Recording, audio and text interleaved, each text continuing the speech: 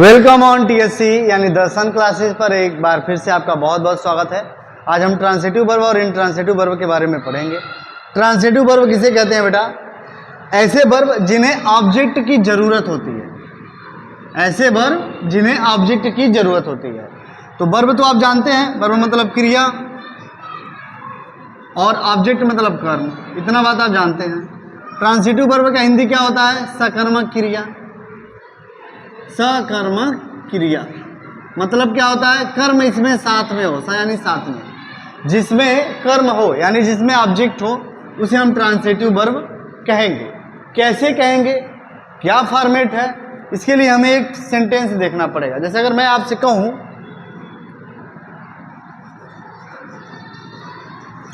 रतन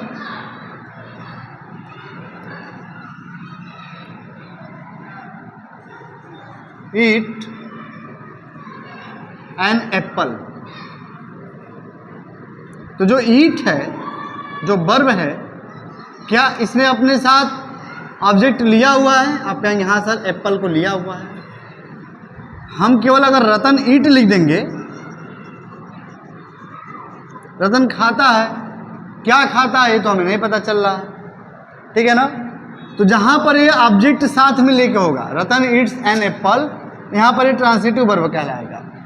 और जहां पर इसी ऑब्जेक्ट की हमें जरूरत नहीं होगी, वहां पे इंट्रांसिटिव वर्ब कहेंगे। आई बात इतनी समझ में? एक और सेंटेंस आप देखिए,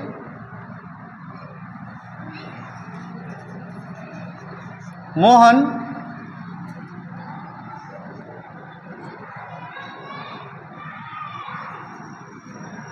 राइट्स अ स्टोरी। तो यहां पर क्या ऑब्जेक्ट है? हाँ सर ऑब्जेक्ट है, वर्ब है, जी हाँ। इस वर्ब को तब हम क्या बोलेंगे? तो आप क्या बोलेंगे? सर ये ट्रांसिटिव वर्ब है। आगे बात समझ में? तो मुझे लगता है कि ट्रांसिटिव वर्ब आप पहचान लेंगे बड़ी आसानी से।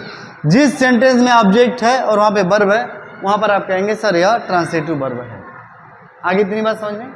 सकर्मक क्रिया यानी जो अपने साथ कर्म को लिए हुए हो, जो क्रिया अपने साथ कर्म लिए हो, या जिस भी वर्ब के साथ ऑब्जेक्ट जुड़ा हुआ हो, तो उसे आप कहेंगे ट्रांसिटिव वर्ब, और यह इसकी पहचान है। ठीक है, चलिए इंट्रांसिटिव वर्ब इसी का उल्टा हो जाएगा। जैसे आप उदाहरण से देखिए,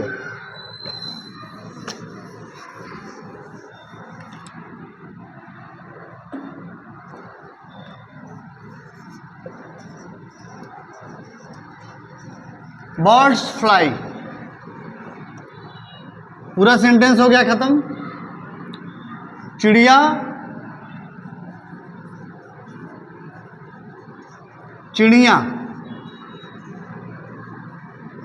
उड़ती हैं। आई बात समझ में? लिखा हुआ है बर्ड्स फ्लाई यानी चिड़िया उड़ती हैं, वर्ब है। क्या कोई ऑब्जेक्ट है क्या आगे? नहीं है, तो क्या कहेंगे इसे? Intransitive verb. किसे? फ्लाई को। आगे बात समझ में? इस तरह से वैसे सेंटेंस जिसमें ऑब्जेक्ट ना हो, उसे हम इंट्रांसिटिव वर्ब कहेंगे, और जिसमें ऑब्जेक्ट होगा उसे हम ट्रांसिटिव वर्ब कहेंगे। ट्रांसिटिव वर्ब का जो हिंदी होता है सकर्मक क्रिया होता है, इंट्रांसिटिव वर्ब का जो हिंदी होता है उसे अकर्मक क्रिया कहते हैं। आगे इतनी बात आप समझ को। अब आप ध्यान से देखेंगे एग्जाम्पल एक और, मैं आपको दो सेंटेंस लिख के दे रहा हूं, बताइए यहां पर ट्रांसिटिव वर्ब है कि इंट्रांसिटिव वर्ब है? देखिए,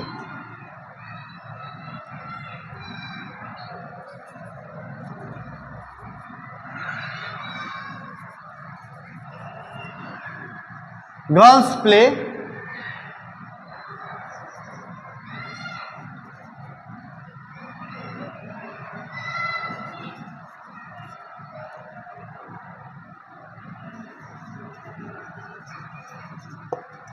गर्ल्स ईट मैंगो। गर्ल्स प्ले, लड़कियां खेलती हैं। क्या खेलती हैं? क्या हमने कोई ऑब्जेक्ट लगाया हुआ है? क्या नहीं लगाया है, तो क्या कहलाएगा? ट्रांसिटिव। ट्रांसिटिव कहलाएगा?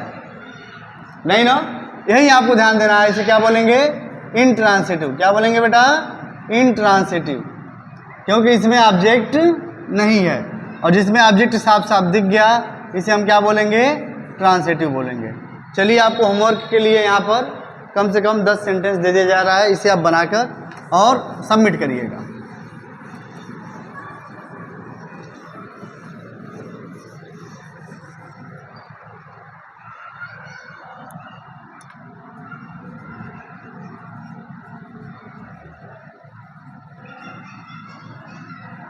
Boys play cricket.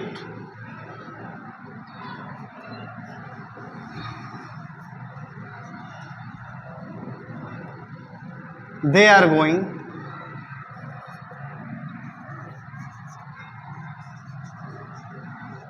We learn English. Neha plucks flower, और Shubham went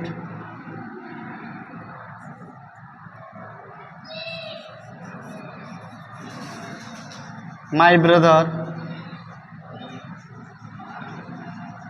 reads a story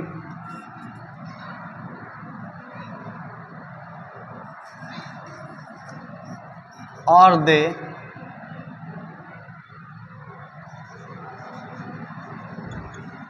bringing banana। Sentence को ध्यान से देखेंगे।